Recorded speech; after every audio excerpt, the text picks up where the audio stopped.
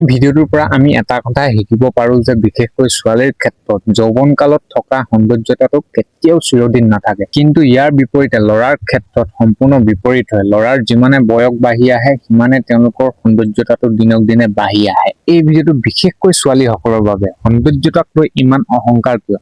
আপুনি আজি যিটোক লৈ গৰ্ব কৰি আছে, সময় হয়তো কাইলৈ সেই সৌন্দৰ্যতাটোৱে সলনি কৰি দিব। কিছুমান ছোৱালীয়ে নিজৰ সৌন্দৰ্যক লৈ ইমানেই অহংকাৰ কৰে যে সেইটো তেওঁলোকৰ ব্যৱহাৰতে দেখা পোৱা যায়। তেওঁলোকে নিজকে ভাবে মই ধুনীয়া, মোক সকলোৱে বিচাৰে, মোৰ দৰে আৰু কোন আছে। কিন্তু এটা কথা মনত ৰাখিব, যৌৱনৰ সৌন্দৰ্য কেতিয়াও চিৰদিন নাথাকে। বয়স বঢ়াৰ লগে লগে মুখৰ ৰূপ সলনি হয়, ছালত বয়সৰ চাপ পৰে আৰু যৌৱনৰ সেই আকৰ্ষণ লাহে লাহে কমি যায়। এইটো প্ৰকৃতিৰ নিয়ম। সেইবাবে চেহেৰাৰ ওপৰত অহংকাৰ কৰাটো কেতিয়াও বুদ্ধিমানৰ কাম নহয়। আপুনি আজি ধুনীয়া, ভাল কথা, কিন্তু আপোনাৰ ব্যৱহাৰ কেনেকুৱা, আপোনাৰ মনটো কেনেকুৱা, আপুনি মানুহক কিমান সন্মান কৰে? কাৰণ সৌন্দৰ্য সময়ৰ লগত সলনি হয়, কিন্তু ভাল চৰিত্ৰ, ভাল ব্যৱহাৰ, ব্যক্তিত্ব মানুহৰ মনত বহু দিন জীয়াই থাকে। সেইবাবে সৌন্দৰ্যক লৈ অহংকাৰ নকৰিব, কাৰণ আইনাত দেখা ৰূপটো এদিন সলনি হ'ব, কিন্তু আপুনি মানুহৰ লগত কৰা ব্যৱহাৰটো মানুহে সদায় মনত ৰাখিব। ধুনীয়া দেখাটো ভাগ্য হ'ব পাৰে, কিন্তু ধুনীয়া মানুহ হৈ থকাটো নিজৰ সিদ্ধান্ত। সৌন্দৰ্যক নহয়, নিজৰ ব্যক্তিত্বক লৈ গৰ্ব কৰক।